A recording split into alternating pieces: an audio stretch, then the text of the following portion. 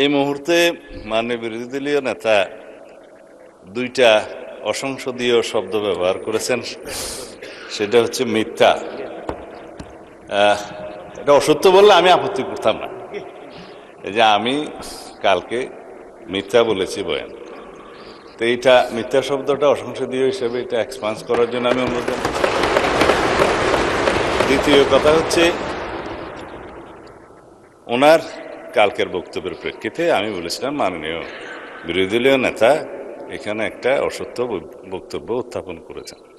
সেটা ছিল যেখানে রুল 62 অনুসারে আপনি তারপরে একজন বেসরকারি সদস্যের উত্থাপিত মুলতাবি প্রস্তাব গ্রহণ করেছেন, ওনারা ওয়াক আউট করার আরো অনেক পরে, তাহলে সেটা পার্লামেন্টে উত্থাপিত বা পড়িত হইল কিভাবে?